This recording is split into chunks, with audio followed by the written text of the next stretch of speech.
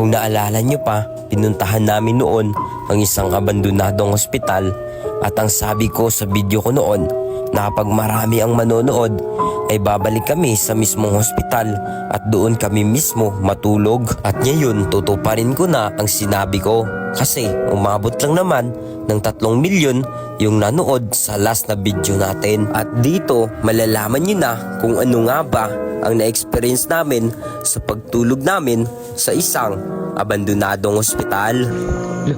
Ayun. Parang may dumaan. Parang may dumaan.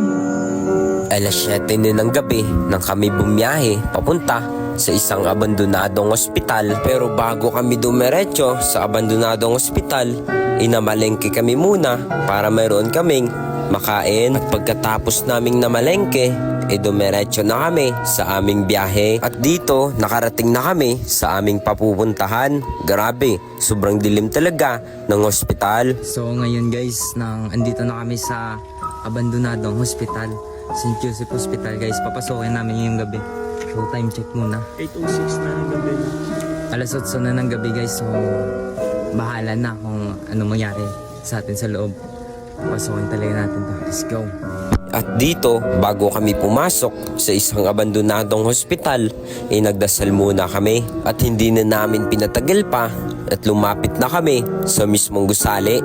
At dito, nasa harapan na kami ng hospital. Dito na tayo. Pagkarating namin sa harapan ng hospital, ay pinasok na kaagad namin ang loob. At pagkapasok namin sa loob, dumiretso kami sa ikatlong palapag ng hospital. Pero sobrang daming damo at mukhang delikado pa kasi maraming sabi-sabi na mayroon daw ditong ahas. Kaya bumaba na kaagad kami sa ikalawang palapag at napag-isipan namin na doon na lang kami magpalipas ng gabi. At dito nakahanap na rin kami ng isang kwarto na pwede na rin dito na kami matutulog. Kaya kaagad na kaming kumilos para ma-set up na yung mga kamera, CCTV, pati na rin yung dala naming batere para meron kaming ilaw sa loob ng hospital. Habang siniset up ni Arke yung ilaw, si Josh naman pinapabaga niya yung uling kasi magluluto kami ng lechon. At dito kumuha na kami sa labas ng kahoy at pagkatapos tinimplahan na kaagad yung manok upang maisalang na sa baga. At makalipas ang ilang oras na pagluluto, inaluto na rin yung manok.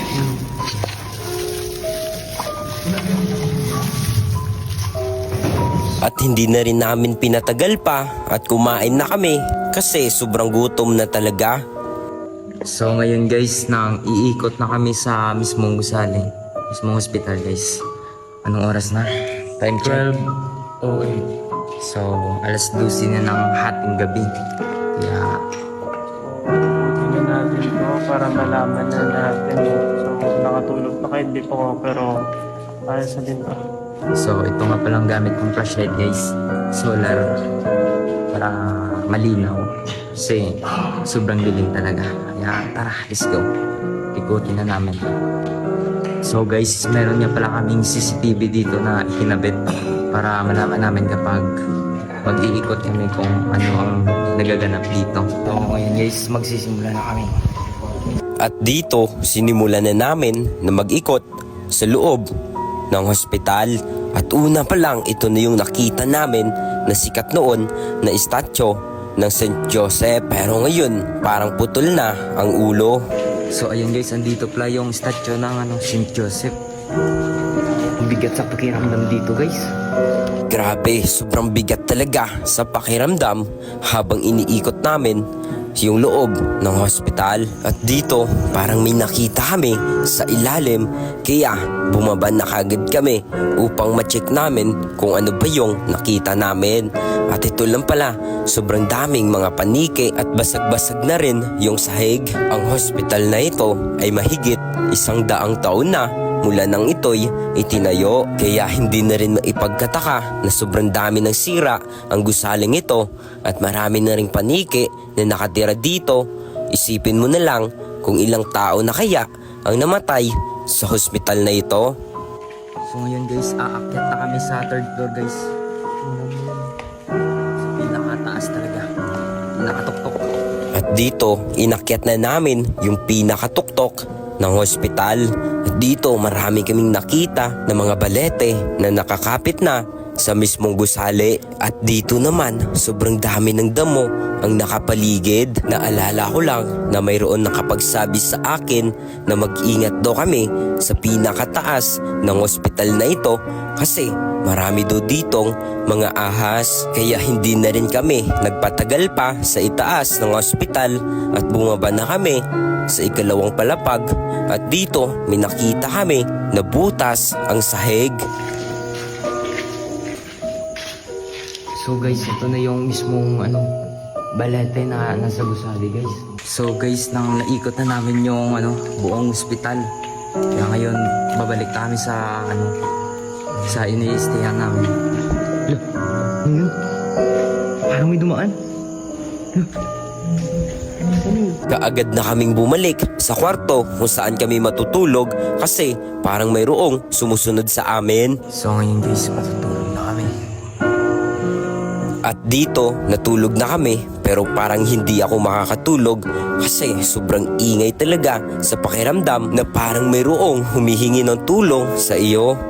So guys, nagising kami ng alas 4. Tapos nag-review kami ng CCTV kasi maraming narinig yung At dito, nagising kami ng alas 4 at nireview namin yung CCTV at ito yung narinig ng CCTV namin.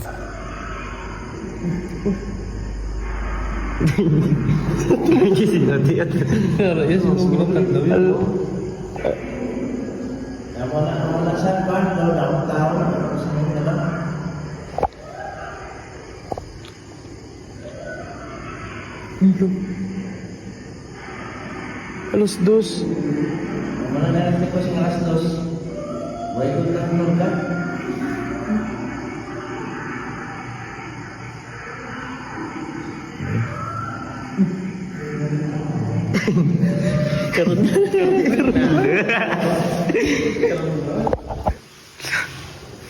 At dito, mag-aalas 5 na ng umaga at nilibot ulit namin yung mismong ospital. Grabe, sobrang ganda naman pala kapag ito'y umaga. So guys, grabe, sobrang ganda pa talaga dito sa itaas. Sa mismong tuktok ng gusaling ito. Matatanaw mo dito yung ang ganda ng bukid. So guys, hindi na namin nailagay pa yung video ng CCTV kasi pagkalabas namin sa hospital na ito at nireview namin yung kuha ng CCTV namin ay nabura lahat ng hindi namin alam kung ano ang dahilan. Pero dito, nagpapasalamat na lang ako na walang may nangyaring masama sa amin habang nasa loob kami ng hospital. Kaya kung na-appreciate mo ang video na ito, pakishare naman at pakipalo na lang ng ating page. Maraming salamat po.